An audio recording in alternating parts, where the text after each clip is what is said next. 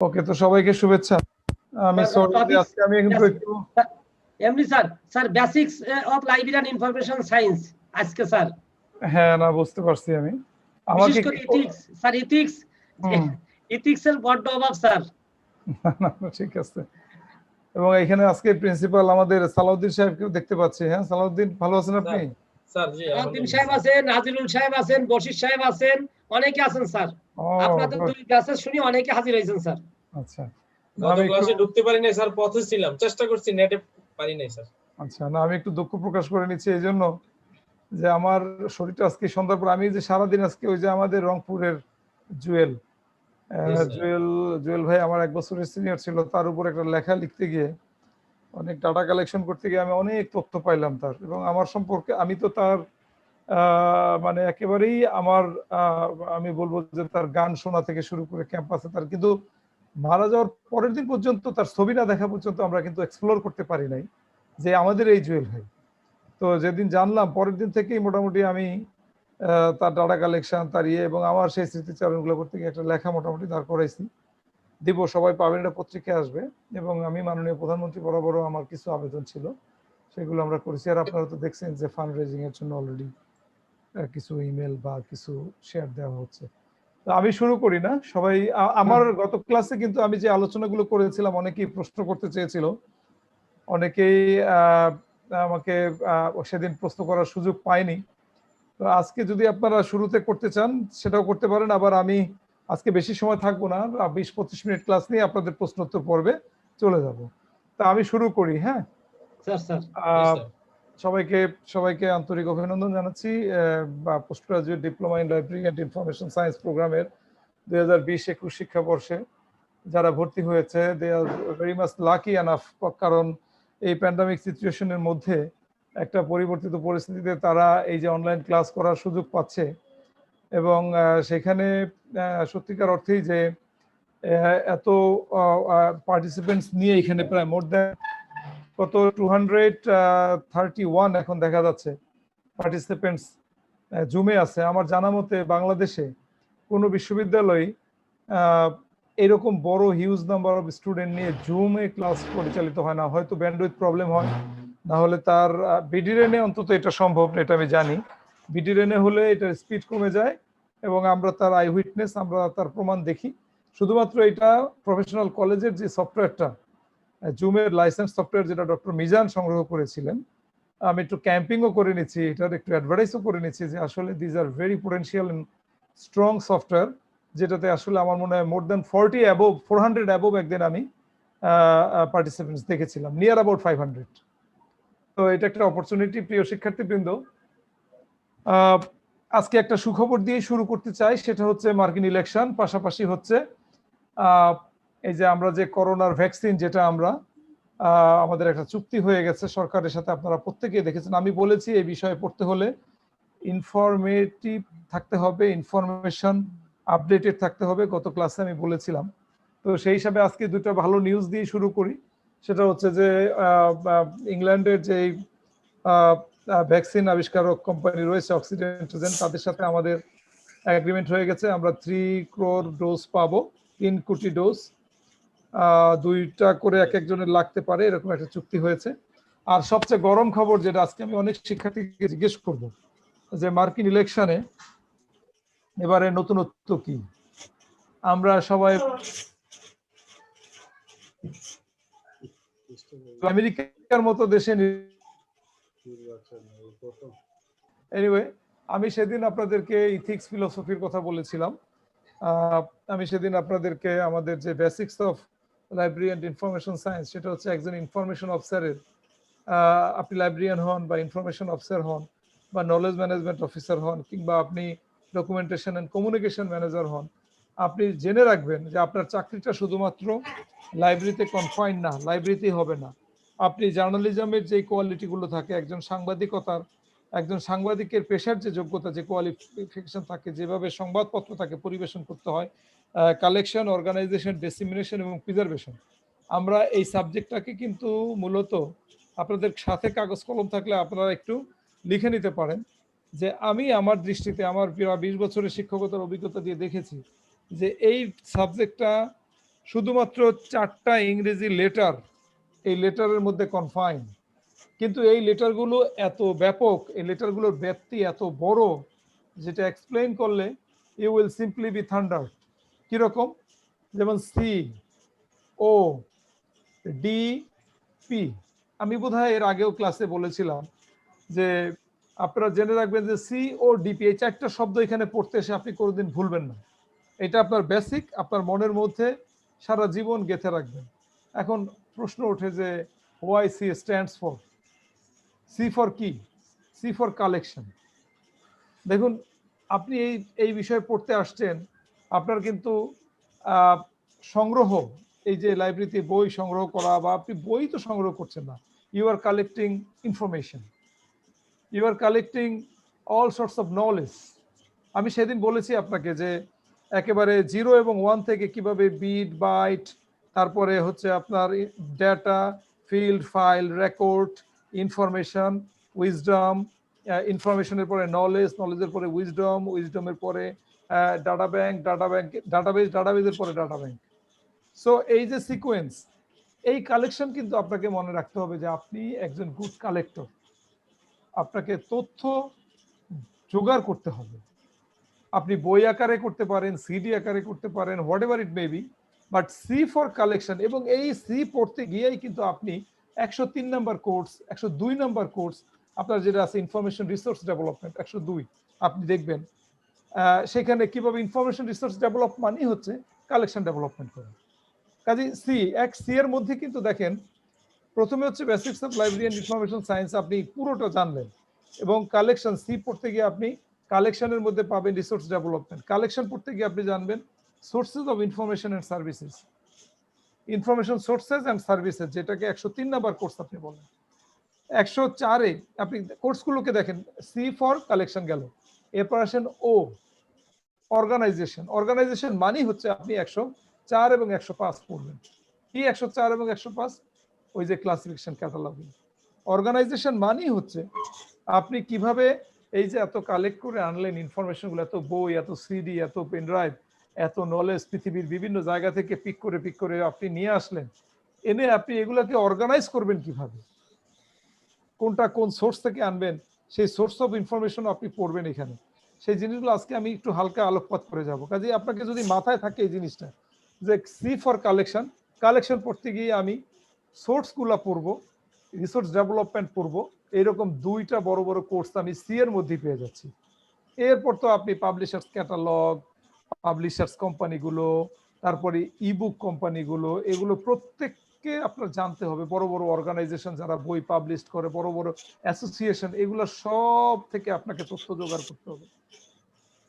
তাহলে C for collection, O for organisation.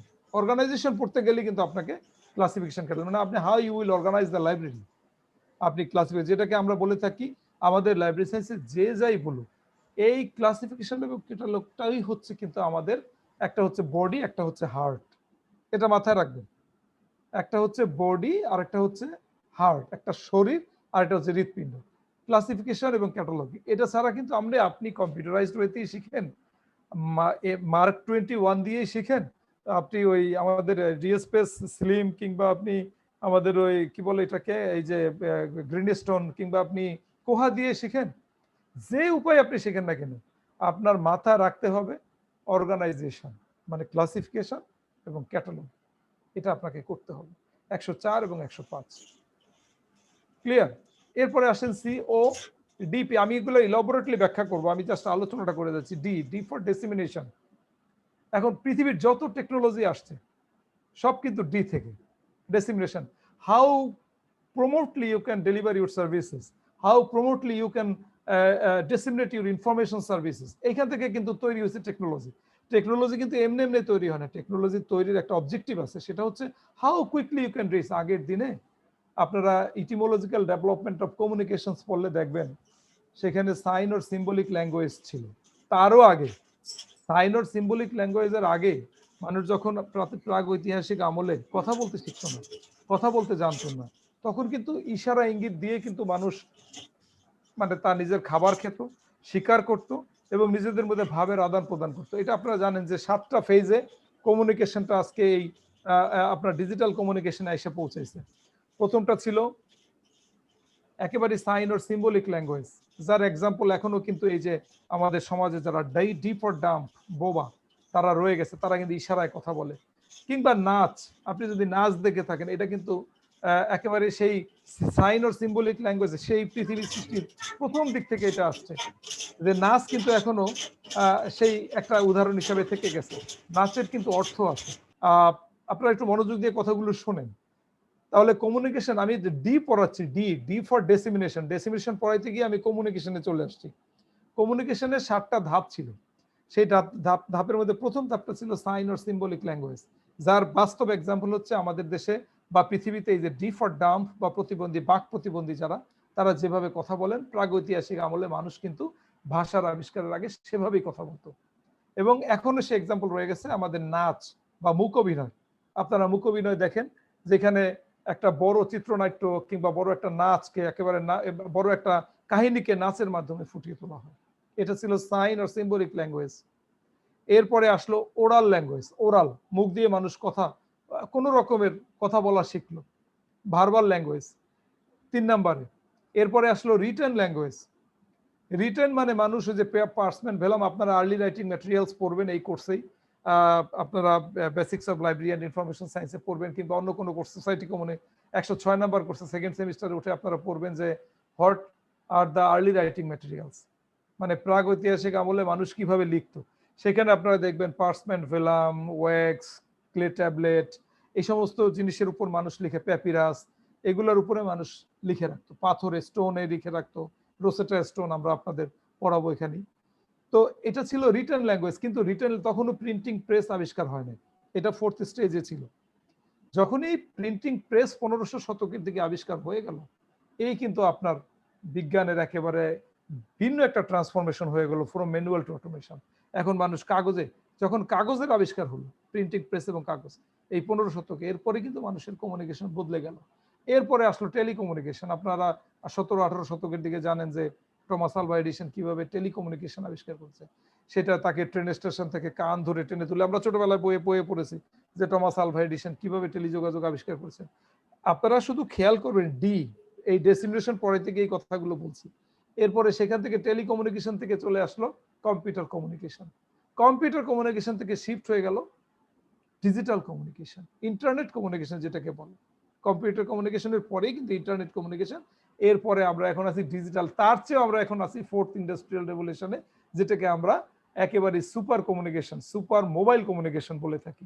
এই যে কমিউনিকেশন গুলো করতে গিয়ে কিন্তু এইরকম বড় বড় আইফোন বলেন, এইরকম বড় বড় স্যামসাং ফোন বলেন, ল্যাপটপ বলেন, ডেল বলেন, অ্যাপেল ফোন বলেন, পৃথিবীর যত কিছু আবিষ্কার হয়েছে সব কিন্তু ডেসিমিনেশন। উদাহরণ হিসেবে ছোট্ট একটা গল্প আপনাদের বলি। আগের দিনে মানুষ কবুতরের পায়ে চিঠি লিখে কবুতর পাঠিয়ে দিত ঘোড়ায় করে। আপনারা যদি সুলতান সুলেমান দেখে থাকেন, আপনারা অনেকেই এইটার এখনো দেখেন যে এটা কিন্তু 400 বছর আগের কথা, জাস্ট 400 ইয়ার্স বিফোর সুলতান সুলেমান। আপনারা দেখবেন এটাতে অনেক কিছু শিক্ষণীয় আছে। আপনারা সেখানে ইতিহাসে যাতে দেখবেন যে তারা এক রাজ্য থেকে আরেক রাজ্যে যেতে তাদের 15-20 দিন, 1 মাস, 1.5 মাস, 2 মাস সময় লেগে যাচ্ছে। যুদ্ধে যায় বললে 3 মাসের প্রস্তুতি নিয়ে তারা চলে যাচ্ছে। এটা ছিল ডিলেড কমিউনিকেশন। কমিউনিকেশন আবার 2 প্রকার। কমিউনিকেশন কি, এই সংজ্ঞা যদি এই ডেসিমিনেশনের মধ্যে পড়েন, তাইলে বলবো আমি যে communication itself is a process whereby someone sends information to someone else and receive a response. যেটা হচ্ছে যে কমিউনিকেশন তো সেইটাই যে আপনি একজনকে বললেন আমি তোমাকে ভালোবাসি, কোনো ফিডব্যাক পেলেন না, এটা কমিউনিকেশন হলো না, এটা যোগাযোগ বলি না আমরা একে, এটা ওয়ান ওয়ে কমিউনিকেশন। এটাকে কোনোদিন যোগাযোগ বলা যায় না। যোগাযোগ হবে সেটাই, আপনি যদি কাউকে বলেন আমি তোমাকে ভালোবাসি, কিংবা আপনি যদি স্বাভাবিকভাবে কাউকে বলেন আসসালামু আলাইকুম, সে যদি উত্তর দেয়, উত্তর বলে ওয়ালাইকুম সালাম, then it will be a communication. Otherwise যদি আপনি শুধু সালামই দেন, he or she did not reply you, then it will not be a communication. এটাকে যোগাযোগ বলে না। এই জন্যই বলা হয় communication itself is a process whereby someone sends information. আপনি তথ্য আরেকজনকে পাঠাবেন না, আপনি আমার মোবাইলে একটা মেসেজ জানাইলেন যে স্যার আমাদের পরীক্ষা কবে হবে, আমি উত্তর দিলাম না, এটা যোগাযোগ হবে না, এটা কোনোদিনই কমিউনিকেশন হবে না। Whereby someone sends information to someone else and receive a response, ওই কথাটা হলো ইম্পর্টেন্ট। তো কমিউনিকেশন 2 প্রকার ছিল, একটা ছিল ডিলেড কমিউনিকেশন আর একটা হচ্ছে ইনস্ট্যান্ট কমিউনিকেশন। তো এই ডিলেট কমিউনিকেশনের এক্সাম্পলই হচ্ছে এই যে ঘোড়ায় চড়ে টেলিগ্রাফ, তারপরে হচ্ছে আপনার ওই যে চিঠি বাই এয়ার মেলে আমরা যে চিঠিগুলো দিতাম, কবুতরের পায়ে দেখে দিতাম, এগুলো স্টেপ বাই স্টেপ কিন্তু আসছে। এটা হলো ডিলেট কমিউনিকেশন। বিজ্ঞানের অগ্রযাত্রার ফলে মানুষ 18 শতকে এসে যখন টেলিযোগাযোগ আবিষ্কার করে ফেললো, তখন যেন একেবারে যুগান্তকারী একটা আবিষ্কার হয়ে গেল। এই যে এতগুলো ফেজ আপনাদেরকে বললাম, sign or symbolic language, oral language, verbal language, verbal communication, printing written communication, printing communication, telecommunication, computer communication, তারপরে হলো ইন্টারনেট কমিউনিকেশন। এই সমস্ত কমিউনিকেশন তৈরি করা হয়েছে ডি ফর ডেসিমিনেশন থেকে। যত প্রযুক্তির আবিষ্কার, আপনি কত দ্রুত তথ্য আপনার ব্যবহারকারীর নিকট পৌঁছাতে পারেন কিংবা আপনি নিতে পারেন, সেই ধারাবাহিকতা বজায় রাখার জন্য কিন্তু ডি, এই ডিতে পড়াইতে গিয়ে, ডেসিমিনেশন পড়াইতে গিয়ে আমরা কিন্তু computer application in library and information science পড়াই, লাইব্রেরি অটোমেশন পড়াই, লাইব্রেরি ডিজিটাইজেশন পড়াই, কত কিছু আমরা এখানে পড়াচ্ছি। অথচ তার সূত্র, তার বর্ণ, একটা বর্ণের মধ্যে তার সমস্ত নিহিত, সেটা হচ্ছে ডি, ডি ফর ডেসিমিনেশন। এটা মনে থাকবে তো সবার? এরপরে আসেন পি, CODP। তাহলে আপনি পেয়ে গেলেন কালেকশনের জন্য কি পড়বেন, অর্গানাইজেশনের জন্য ক্লাসিফিকেশন ক্যাটালগিং পড়বেন, আপনি আসেন এবার ডেসিমিনেশনের জন্য সমস্ত টেকনোলজি আপনি পড়বেন। এরপরে আসেন আপনি পি, পি ফর প্রিজার্ভেশন। এই প্রিজার্ভ করতে গিয়ে কিন্তু লাইব্রেরির জন্ম, এই প্রিজার্ভ করতে গিয়ে কিন্তু রেপোজিটরির জন্ম, এই প্রিজার্ভ করতে গিয়ে কিন্তু আজকে RFIDর জন্ম। এই প্রিজার্ভেশন থেকেই কিন্তু হয়েছে এই আপনার যত রকমের আর্কাইভাল ইনস্টিটিউশন বলেন, যত রকমের বড় বড় প্রতিষ্ঠান, আপনি মিউজিয়াম বলেন, লাইব্রেরি বলেন, আর্কাইভাল ইনস্টিটিউশন সবগুলোর জন্য। কেন? আপনাকে প্রিজার্ভ করতে হবে, because as a librarian you have to collect the information. আপনি তথ্য জোগাড় করবেন, অর্গানাইজ করবেন, ডিসেমিনেট করবেন, সংগ্রহ করবেন। Why? Because when needed you will have to retrieve that information quick. যে কোনো ব্যবহারকারীর প্রয়োজনে আপনি যেন দ্রুত এই তথ্য যোগান দিতে পারেন। এই জন্য আমরা করি কি, এখন ডিজিটাল, আমাদের ডিজিটাল ইনফরমেশনটা বেশি কার্যকরী কেন? একটা বই একজনের চাইলে আপনি একজনকে ধার দিলে কিন্তু পরের দিন আর বইটা তাকে দিতে পারবেন না। 10 কপি আছে আপনার লাইব্রেরিতে বই, আপনি 10 কপি 10 জন ইউজারকে দিয়ে দিলে কিন্তু আর আপনি আপনার অন্য ইউজারকে দিতে পারবেন না। কিন্তু কম্পিউটারের বেলায় ইমেল করার ক্ষেত্রে আপনার কি সেই রেস্ট্রিকশন আছে? কখনো নাই। আপনি শত শত লোককে একটা সফট কপি আপনি মেল করতে পারবেন। কাজে আপনার কিন্তু ইউজার এখানে একেবারে অসীম, আনবাউন্ডেড। কাজে প্রযুক্তির কিন্তু ওরকম কোনো ব্যারিয়ার নেই। এই প্রিজার্ভেশন আপনি মনে রাখবেন, প্রিজার্ভেশন পড়াইতে গিয়ে আমরা কিন্তু আর্কাইভস করব। এই যে এটার 109 নাম্বার কোর্স আপনারা সেকেন্ড সেমিস্টারে উঠলেই পাবেন। 109 জন্ম হয়েছে কিন্তু এই আর্কাইভসের জন্ম হয়েছে কিন্তু এই প্রিজার্ভেশন থেকে। এখন তো ম্যানুয়াল প্রিজার্ভেশন আমরা করি না, আমরা প্রিজার্ভেশনের জন্য যেরকম ট্রেডিশনাল মেথড আগে ছিল, ওই ধূপন, অমুক তমুক, এগুলো বই আইনে লাইব্রেরিতে রাখা, জার্মুস করা, অ্যারোসল মারা, তারপরে ইনসেক্টস যেন এফেক্ট না করে তার জন্য স্প্রে করা, তারপরে দীর্ঘদিন লাইব্রেরি বন্ধ থাকলে সেখানে যাতে ড্যাম হয়ে যায় না যায় সেজন্য ন্যাপথানি, ফিলপথানি এগুলো ব্যবহার করা। এখন কিন্তু that technology, that days has gone away. এখন কিন্তু আপনাকে মনে রাখতে হবে প্রযুক্তির একেবারে সর্বোচ্চ সীমানায় টপ ক্যাফে, যেটা এই যে আপনার হাই রাইজে আপনি অবস্থান করতেছেন। এখন আপনি ডিজিটাল প্রিজার্ভেশন করবেন, একটা ল্যাপটপ, একটা সিডি রোম, একটা পেন ড্রাইভের মধ্যে আপনি লাইব্রেরি অফ কংগ্রেসের যত কালেকশন আছে আপনি নিয়ে ঘুরতে পারবেন। সো সাম পিপল, এই কয়েকদিন আগে আপনাদের জ্ঞাতার্থে বলি, ভারতে আলিগড় ইউনিভার্সিটিতে আমি জাস্ট 2 সপ্তাহ আগে আমার একটা ওয়েবিনার ছিল, সেখানে আমার প্রসঙ্গ ছিল, টপিকই ছিল যে is Google replacing our library. লাইব্রেরিয়ানরা খুব স্কেয়ার্ড, সবাই খুব ভয় পাচ্ছে যে গুগল যেহেতু আইসা পড়ছে, গুগলের এই কারণে এখন আর লাইব্রেরিতে মানুষ যাইতে চায় না। মানুষ তথ্য এখন গুগলে জাস্ট সার্চ দেয়, গুগল মামা কোথা থেকে ধরে নিয়ে আসে, যেটাই আপনি লেখেন, যাই আপনি লেখেন। তো কাজেই সবাই স্কেয়ার্ড, সারা ওয়ার্ল্ড ওয়াইড পৃথিবীতে all people R, all library professionals are very scared that they may lose their job. তারা চাকরি হারাতে পারে। Do you think like that? আপনারা কি এটা ভাবেন যে কখনো কি গুগল আপনার এই লাইব্রেরি রিপ্লেসমেন্ট হতে পারে? এটা কিন্তু সারা বিশ্বে অনেক বড় বড় জ্ঞানী গুণীরাই কিন্তু বলছেন যে এখন আর লাইব্রেরির দরকারটা কি, লাইব্রেরি এখন লাগবে কেন, আমি তো গুগল আছে, আমি তো একটা সফটওয়্যার ইউজ করে গুগলে কমেন্ট দিলে আমি যদি জানতে চাই পৃথিবীর এখানে কোনো জিনিস আছে যেটা গুগলে নাই? আপনারাই বলেন তো, কাজে লাইব্রেরির দরকারটা কি? শুধু একটা উত্তর আপনাদের বলে রাখি, অ্যাজ এ প্রফেশনাল এই ধরনের কথাকে আপনারা গ্রাহ্য করবেন না, যুক্তি দিয়ে তাদেরকে বলবেন যে কোনো দিনই কোনো কালে প্রাগৈতিহাসিক আমল থেকে এই পর্যন্ত লাইব্রেরি হচ্ছে সিভিলাইজেশনের ধারক এবং বাহক, সভ্যতার ধারক এবং বাহক হচ্ছে লাইব্রেরি। কাজে এর যে রিপ্লেসমেন্ট, সেই রিপ্লেসমেন্ট কখনো একটা সার্চ ইঞ্জিন হতে পারে না। কি কারণে হতে পারে না? আপনি কি মনে করেন অনলাইন ক্লাস, এখন প্যান্ডামিকের কারণে অনলাইন ক্লাস করছি আমরা, এটা কি ফেস টু ফেস ক্লাসের রেপ্লিকা? এটা কি কোনোদিন ফেস টু ফেস ক্লাসে আমি আমার একজন ছাত্রের পিঠে থাপ্পড় দিয়ে যে বলতাম এই বেটা কেমন আছিস, সেটার ভিতরে যে একটা আবেগ, একটা কেমিস্ট্রি তৈরি হয় আমার সাথে আমার ছাত্রীর, আমার সাথে আমার ছাত্রের, আমার সাথে আমার ক্লাসের সমস্ত শিক্ষার্থীদের যে একটা রসায়ন তৈরি হয় দারুণ, আপনি কি মনে করেন এই অনলাইন ক্লাসে সেই কেমিস্ট্রিটা তৈরি হয়?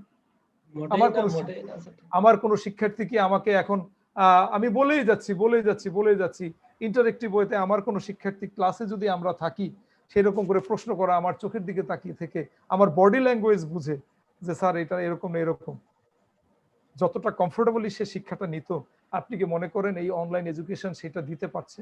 কোনো দিনই না। কাজেই সহজ উত্তর, as online education is never be the replica of face-to-face education, similar is the case with Google, never will be the replication of the library. কখনো হবে না। এগুলো সাপ্লিমেন্টারি বা কমপ্লিমেন্টারি হয় ফর দ্য টাইম বিং। আপনারা মনে রাখবেন এগুলো হচ্ছে ক্ষণিকের জন্য আসে, সাপ্লিমেন্টারি আকারে অ্যাড হয়েছে because of pandemic situation, because of given situation. কিন্তু কখনোই ট্র্যাডিশনাল সিস্টেম সেই চক অ্যান্ড টক, আমি আমার ওয়েবিনারে স্পষ্ট বলেছি যে 300 ইয়ার্স আগে আমরা যে চক অ্যান্ড টকের যে যুগ শুরু করেছিলাম, চক দিয়ে লেখা, এবং আমার রাজশাহী বিশ্ববিদ্যালয়ে পড়াকালীন সময়, আমি শিক্ষকতা করাকালীন সময় আমরা বোর্ডে লিখতাম এবং চক পরে পরে আমার চুল, আপনারা নিজেরাও দেখতে পাচ্ছেন যে আমার চুল পরে পরে একাকার, রাজশাহী বিশ্ববিদ্যালয়ে 17-18 বছর। তো এটাই ছিল শিক্ষকতা। এখন আমি গুগলে আপনাকে প্রেজেন্টেশন দিচ্ছি, গুগল মিট বলেন, 365 বলেন, জুম বলেন, বা গুগল ক্লাসরুম বলেন, what ever it may B, আমি আপনার কাছে, আপনি খালি শুনছেন, দেখছেন, জানছেন, কিন্তু সেই যে কেমিস্ট্রি চোখাচোখি আমার স্টুডেন্ট সাথে, যার কাছে আমি একটা প্রশ্ন জিজ্ঞেস করলে সে উত্তর দিত, কিংবা সে তার আবেগকে প্রকাশ করতে পারতো, সেটা এখন হয় না। কাজেই সহজ উত্তর, as a professional of the library and information science, আপনারা মনে রাখবেন কোনোটাই কোনোটার পরিপূরক নয়। একজন মানুষ চলে গেলে তার যেমন পরিপূরক সৃষ্টি হয় না, যেমন জুয়েল চলে গেছে আমাদের মাঝ থেকে, তার যেমন কোনো পরিপূরক তৈরি হবে না, তার মতো করে তার সন্তানের কাছে যেমন কোনো বাবা পৃথিবীতে আসবে না, ঠিক গুগল বলেন আর এই যে ইয়াহু বলেন আর যত বড় বড় সার্চ ইঞ্জিন বলেন, it may not work, it may not replace as a library, replace the library. কাজেই আপনাদের কনফিডেন্সের জায়গাটা মনে রাখতে হবে।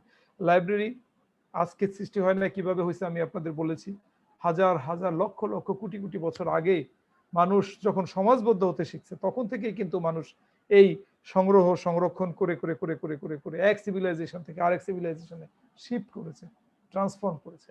কাজে আপনারা কিন্তু এই চারটার শানে নজুল বুঝে গেছেন। এটা কিন্তু একেবারেই আমার নিজের হোমমেড, আমার ওন মেড, আমার দীর্ঘদিনের শিক্ষকতার অভিজ্ঞতা থেকে আমি কিন্তু এই লেকচারগুলো এভাবেই তৈরি করি যে CODP, C for collection, D for organization, O for organization, D for dissemination, P for preservation.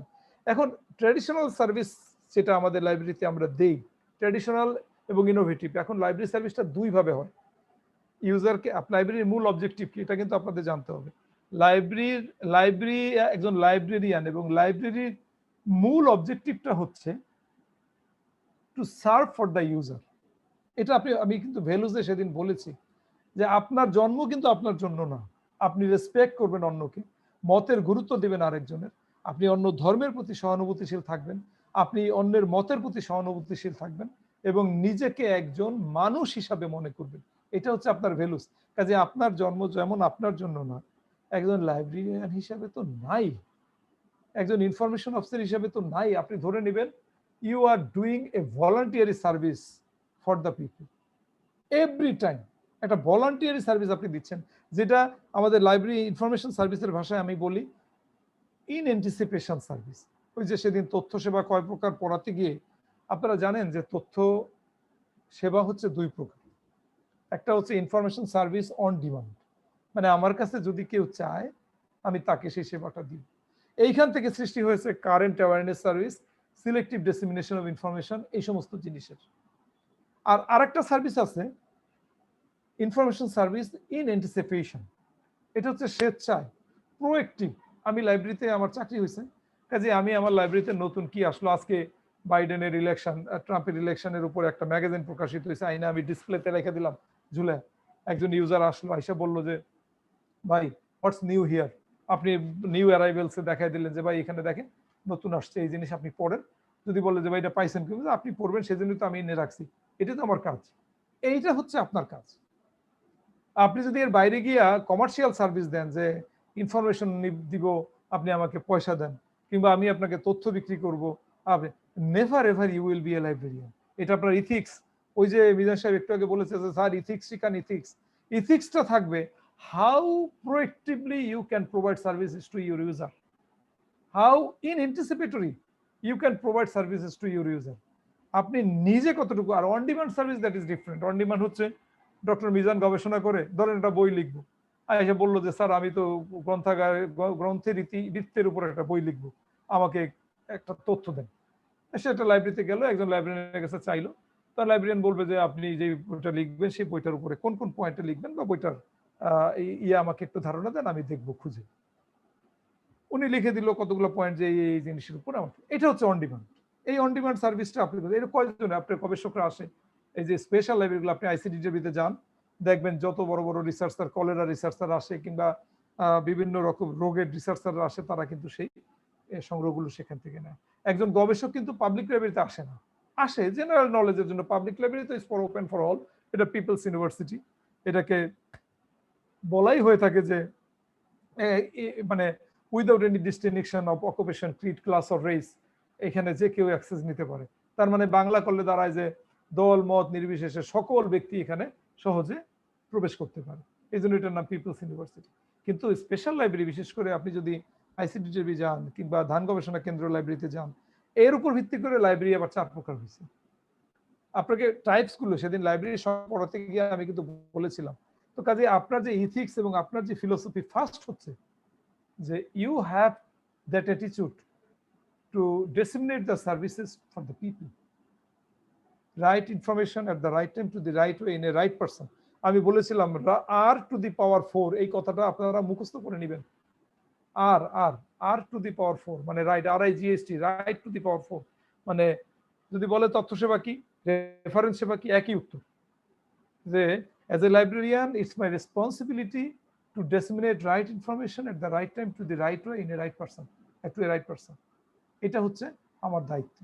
আবার আপনি প্রোয়েক্টিভ সার্ভিস দিবেন এবং অন ডিমান্ড সার্ভিসটাও দিবেন। এখন এইখানে অনেকগুলো বিষয়, আপনার নিজস্ব ইথিক্সে আপনাকে কিন্তু পড়াশোনা, একজন লাইব্রেরিয়ান যিনি আছেন তার ইথিক্স ফিলোসফি তাকে আরো বেশি এনরিচ করে দেয় যদি সে এনসাইক্লোপিডিক হয়। এনসাইক্লোপিডিক মানে কি, আমি সেদিন এনসাইক্লোপিডিয়ার কথা বলেছিলাম, বিশ্বকোষ। বিশ্বকোষ হচ্ছে পৃথিবীর এ যাবৎ কাল পর্যন্ত যত কিছু আবিষ্কৃত হয়েছে তার ছোট্ট ছোট্ট কিছু ডেফিনেশন বা পরিচিতি থাকে। এখন একজন লাইব্রেরিয়ানকে কিন্তু ওই বিশ্বকোষটা পড়তে হয়। এখন আপনি বলবেন যে আরে স্যার এটা কি পড়া সম্ভব, এটা পৃথিবীতে কোনো মানুষের পক্ষে। এটা আমি একটা ছোট্ট ইংরেজি বাক্যে এইভাবে বলি আর কি, যে there was a time when a diligent scholar could literally read all records of learning, but now due to the exponential growth of publication it is not possible even for a voracious reader to read all records of learning। কেন? এটার অর্থ দ্বারা কি জানেন, যে একটা সময় ছিল প্রাগৈতিক প্রাচীন কামলে কিংবা তারপরে এই অতীতে একটা সময় ছিল যখন একজন মানে there was a time when a diligent scholar, a diligent scholar মানে হচ্ছে একজন বিদগ্ধ জ্ঞানী, যে খুব জ্ঞান আছে যার, তাকে মানে diligent scholar could literally read all records of learning, মানে যত বই পাবলিশড হইতো অন্তত তাকে সব বই পড়তে হইতো, কারণ তখন বই প্রকাশনা কম হইতো, পাবলিকেশন তখন তো এত বেশি ছিল না। 200, 400, 500 বছর আগে প্রিন্টিং প্রেস আবিষ্কারের আগে তো ওরকম প্রকাশনা বেশি ছিল না। আর প্রিন্টিং প্রেস আবিষ্কার হওয়ার পরেও মানুষ বই লিখতে শিখছে তো এই 15 শতকের পরে।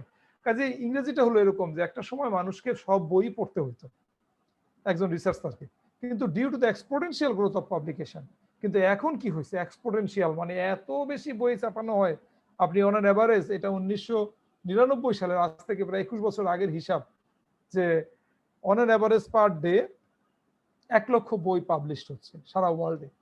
আর এখন এই কম্পিউটারের যুগে, এই ইন্টারনেটের যুগে এটা প্রায় 10 লক্ষের উপরে ছড়িয়ে গেছে। এবং এখন তো আপনারা জানেন যে ওয়ান স্টেপ ব্যাক, মানে আমরা প্রিন্ট করি না, আমরা সফট কপিটাকে ইবুক আকারে বাজারে ছেড়ে দিচ্ছি।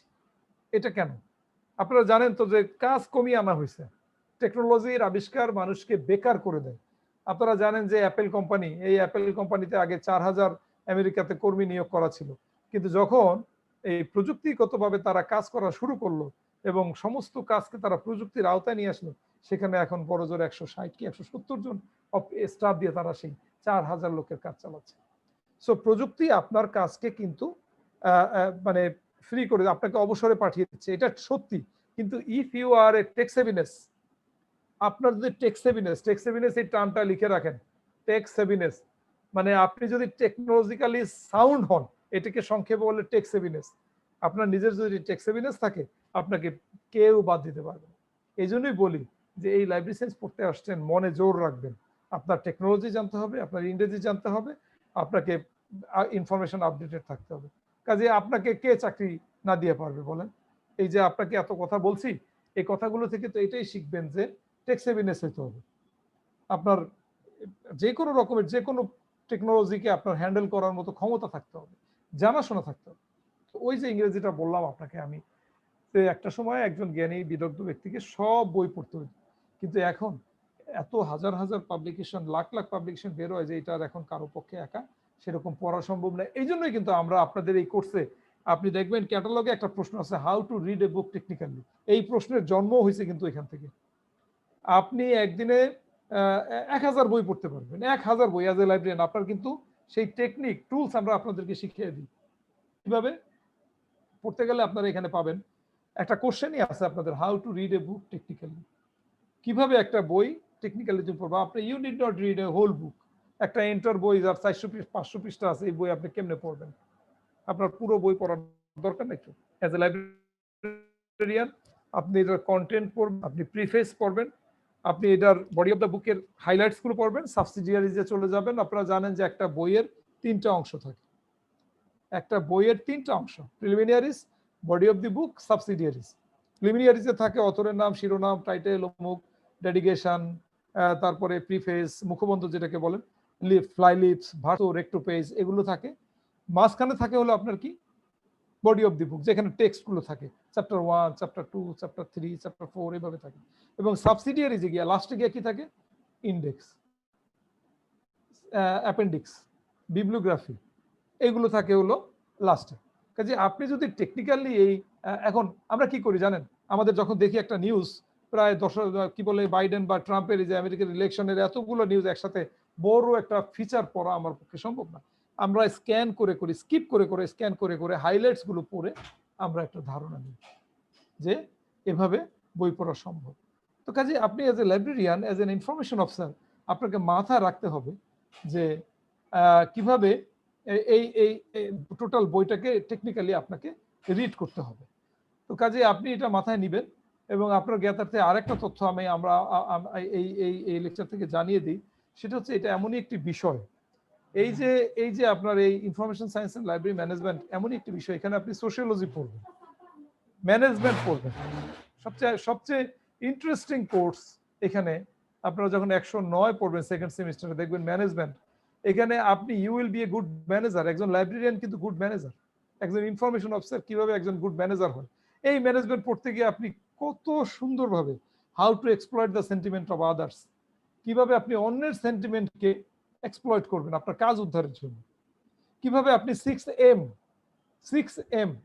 এখানে আবার ওই যে R⁴ বললাম, এখানে আবার M⁶ পড়াটা হচ্ছে একটা কৌশল, আপনার মনে রাখাটা হচ্ছে একটা কৌশল। এই 6M পড়বেন আবার ম্যানেজমেন্টে এসে। 6M এর কাহিনী যারা ম্যানেজমেন্টের স্টুডেন্ট আপনারা জানেন, একটা হচ্ছে মানি, মেথড, ম্যাটেরিয়াল, ম্যান, মেশিন। এই যে এই ছয়টাই হচ্ছে আপনার ম্যানেজমেন্টের একেবারে পটেনশিয়াল। ওইখানে গিয়ে আপনি পোস্ট কোর পড়বেন, যেটাকে আমরা মাদার অফ ম্যানেজমেন্ট বলে থাকি, যে planning, organizing, directing, coordinating, staffing, reporting, budgeting, কিভাবে আপনি you will be a good, এখানে আমরা টোটাল কোয়ালিটি ম্যানেজমেন্ট পড়বেন। তো কাজে আপনার এই বিষয়ে আমাকে আসলে বলা হয়েছে স্টার্ট টু এন্ড এই কোর্সের উপরে একটা থরো ধারণা দেওয়ার জন্য। তো এই কোর্সের প্রত্যেকটা জিনিসই আমি বলবো যে আপনারা এখানে আপনার রিসার্চ মেথোডোলজি ডিপ্লোমা প্রোগ্রামে 10 মাসে আমরা অত ডিটেইল শিখাই না, কিন্তু রিসার্চের ধারণাগুলো দেওয়া হয়। আমাদের কোর্সে প্রজেক্ট ম্যানেজমেন্ট শেখানো হয়, রিসার্চ মেথোডোলজি শেখানো হয়। আমাদের কোর্সে আমি তো বললাম পিওর ম্যানেজমেন্ট আপনার আছে, language and literature of Bangladesh শেখানো হয়, স্বাধীন বাংলাদেশ ও অভ্যুদয়ের ইতিহাস, এটাও এই কোর্সের মধ্যে কোঅপ। কাজেই পড়ার ক্ষেত্রে এবং টেকনোলজি কি নাই এখানে। অনার্সে তো আপনার ফার্স্ট ইয়ার থেকে শুরু হয় কম্পিউটার অ্যাপ্লিকেশন, তারপরে অটোমেশন, তারপরে ডিজিটাইজেশন। আপনাদের ক্ষেত্রেও তাই। আপনাদের কম্পিউটার কোর্স আছে 107 কি 8, ডকুমেন্টেশন এন্ড ইনফরমেশন রিট্রাইভাল, এবং 108-এ আছে কম্পিউটার অ্যাপ্লিকেশন ইনফরমেশন সিস্টেম। এইভাবে আপনাদের কোর্সগুলোকে অ্যাসাইন করা হয়েছে। তো আপনারা, আমি বিশ্বাস করি, আজকে আমি বলেছিলাম যে আমি বেশিক্ষণ কথা বলবো না, আমার শরীরটা ভালো নেই, হচ্ছে মাস্টারদের দোষ। একবার যদি একটা ফ্লো এসে যায় তো ওই ফ্লোর উপরে কথা না বললে আসলে নিজেরও কিছুটা অপূর্ণতা থাকে। আর যেহেতু আমরা মানে এখন একেবারেই মোটামুটি আমি বলবো যে বই বা পূর্ব প্রস্তুতি ছাড়াই পড়াইতে অভ্যস্ত, কাজেই হয়তোবা কিছু অগোছালো হলেও আমি মনে করি আপনাদের মেন্টাল স্ট্রেংথকে আরো অ্যাক্সিলারেট করার জন্য এই ধরনের লেকচারগুলো বেশি বেশি আপনারা শুনবেন। সেটা হচ্ছে যে এই যে আমরা দেশের বাইরে যাই, প্রায় আপনাদের জ্ঞাতার্থে বলি যে আমাদের প্রফেশনের অনেকেই দেশের বাইরে যান।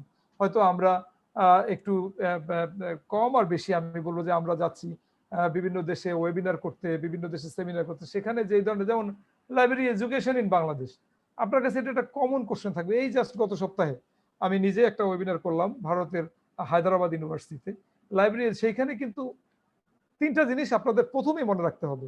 সেটা হচ্ছে who is the father of library science in the world কনটেক্সটে এই লাইব্রেরি সায়েন্সের জনককে। আর আপনি যদি এটুক না জানেন যে সাবজেক্টের জনককে পৃথিবীর কনটেক্সটে, তাহলে আপনি কিন্তু ভাইবা বোর্ডে পারবেন না, আপনি পিছিয়ে পড়বেন। আপনার প্রতি একটা ভালো ধারণা জন্মাবে না ওই বোর্ডে যারা থাকবেন তাদের। আবার টেস্ট করেন না স্যার, ওরা জানে কিনা একটু টেস্ট করেন না স্যার। আচ্ছা, সেটা আমি বোর্ডে যখন আমি এটা বলছি না এখনই, আমি এটা ইন্টারেক্টিভ সেশনে ছেড়ে দিচ্ছি। এরপরে ধরেন হু is the father of library science in subcontinent, এই সাবকন্টিনেন্টে কে লাইব্রেরি সায়েন্সের জনক, এটা আপনাকে জানতে হবে। আবার in context of Bangladesh who is the father of library science, বাংলাদেশের কনটেক্সটে কে, এটা জানতে হবে। দেখেন, আমি যা নিমক খাই, আমি যে আমাকে এই পেশায় এনে দিয়েছে, যার হয়ে এই প্রফেশনে আমি এসেছি, আমি যদি তার কথা ভুলে যাই, আজকে বাংলাদেশ স্বাধীন করেছে জাতির পিতা বঙ্গবন্ধু শেখ মুজিবুর রহমান, আমি যদি গোড়াতেই তাকে না মানি, তাহলে তো আমার এই ইতিহাস শেখা হবে না। আমার যদি মাথার মধ্যে প্যারাসাইট জন্ম নেয় যে না আমি এটা মানি না, তাহলে তো আমি অমানুষ, আমি তো তাহলে মানসিক ভারসাম্যহীন এক মানুষ। আমাকে মানতে হবে যে আমাকে স্বাধীন দেশ দিয়েছে আমি তার ইতিহাস পড়ব, যে আমাকে রাষ্ট্র তৈরি করে দিয়েছে, যে আমাকে স্বাধীনতা দিয়েছে, আমাকে ফ্রিডম দিয়েছে, যে আমাকে আজকে একটা বিশ্ববিদ্যালয় দিয়েছে, একটা কথা বলার সুযোগ করে দিয়েছে, আমি তার সম্পর্কে জানবো। কাজেই knowledge acquiring knowledge is not a sin, এটা তো গুণা না, আপনি পড়বেন। তারপরে আপনি ইনফরমেশন অফিসার, আমি সেদিনও বলেছি আপনাকে যে ডেইলি 2-3টা পেপার পড়বেন, কোনটা ভালো ইউ আর দ্য জাজ। আপনি, আপনার বিবেক আছে, আপনি বিবেক দ্বারা তাড়িত হবেন। আপনি পড়ে পড়ে পড়ে পড়ে তারপরে একটা আদর্শ বিশ্বাস করবেন, আপনি পড়ে পড়ে একটা সত্যকে সত্য বলবেন, আপনার সত্যটাকে তখন কেউ টলাতে পারবেন। যেখানে আপনার যুক্তি লজিক দ্বারা স্ট্রং, যেখানে আপনার ডাটা দ্বারা যুক্তিটা তৈরি হয়, সেখানে কিন্তু আপনাকে কেউ টলাতে পারবে না। কিন্তু যদি আপনি বিশ্বাসের মধ্যে চলে যান যে হ্যাঁ আমি শুনছি, আমি দেখি নাই কিন্তু আমি বিশ্বাস করি, হ্যাঁ এরকম একটা ঘটনা ঘটছে, তখনই কিন্তু প্রবলেম, তখনই কিন্তু ওইখানে আপনার বারবার লোকজন সবল মারবে। কাজে এই কথাটাও মনে রাখবেন যে ডাটা থেকে আসছে যুক্তি। কাজে ডাটা দিয়ে যে জিনিসটা প্রমাণিত, অঙ্কে আমরা প্রায় দেখি বাম পক্ষ ডান পক্ষ প্রমাণিত, বলি না আমরা ছোটবেলা অঙ্ক করছি, যখনই মিলে যায় তখন কিন্তু ওই পরীক্ষার হলে বসেও আমরা কনফার্ম থাকি যে এই অঙ্কটা কিন্তু আমি রাইট করে আসছি, কারণ left hand side is equal to right hand side proved. কিন্তু আপনি যদি ডাটা দিয়ে প্রমাণ করতে না পারতেন, তাহলে কি হতো? আপনার মধ্যে একটা কনফিউশন জন্ম নিত যে আল্লাহ আমি কি করে আসলাম, আমার তো মনে হয় অঙ্কটা হয় নাই, আবার আল্লাহর উপর ছেড়ে দিচ্ছে, তখনই বলবেন। আগে কিন্তু ডাটা হইলে কিন্তু বলতেন না যে আল্লাহর উপর ছেড়ে বলতেন, কিন্তু স্ট্রংলি বলতেন যে আল্লাহর মতো অঙ্কটা হয়েছে। কিন্তু এখন আর কাজে যুক্তির যেখানে শেষ, বিশ্বাসের সেখানে শুরু, এই কথাটা লিখে রাখবেন চিরতরে, যে এটা ডক্টর নাসির বলছে যে আপনার যুক্তি যেখানে শেষ, বিশ্বাসের সেখান থেকেই শুরু। কাজে যুক্তিটা ইম্পর্টেন্ট, যুক্তি মানবেন, ডাটা মানবেন। যুক্তিটা আসে ডাটা থেকে, ডাটা অ্যানালাইসিস করে গবেষণা থেকে আসে, বিশ্বাস গবেষণা থেকে আসে না। বিশ্বাসটা হচ্ছে আপনার বিলিফস, আপনার রিচুয়ালস, আপনার প্র্যাকটিসেস, আপনার কনসার্নস, কমিউনিটিতে যেটা ঘটে, মানুষ যেটা যুগ যুগ ধরে করে আসছে, আপনাকে জিজ্ঞেস করা হয় যে তুমি এই দুর্গাপূজা কেন দাও, আপনারা অন্যভাবে নেবেন না। আমি বলছি আপনাকে, কেউ ধর্মীয় অনুভূতিতে আঘাত নেবেন না। আপনি বলবেন যে এটা আমার বাপদাদারা করে আসছে, সেই জন্য করছি। আমি যদি আপনাকে জিজ্ঞেস করি যে তুমি ধুতি পরো কেন, বলবেন বাপদাদারা করে আসছে, সেজন্য করি। আপনি আমাকে প্রশ্ন করতে পারেন, এই তুমি নামাজ পড়ো কেন, তুমি কি ঈশ্বরকে দেখেছো, আল্লাহকে দেখেছো? আমি বলবো না, আমি দেখি নাই, কিন্তু আমি শুনেছি, আমি তো কোরআন শরীফের আয়াত দেখেছি, কোরআন শরীফ বাস্তব, সেটাকে বিশ্বাস করি। কিন্তু আমরা এটা, I have no enough logic, আমি তো এটাকে লজিক দিতে পারবো না। এটা বিশ্বাস, দাদারা করেছেন, তার দাদারা করেছেন, নববর্ষের উৎসব আমরা পালন করছি, কোনো কোনো হেতু নাই। কুসংস্কার এখান থেকে জন্ম নিছে, এই বিশ্বাস থেকে একে একে কুসংস্কার গুলো জন্ম নিছে। সবে বরাত নিয়ে কত বিতর্ক পালন করতাম।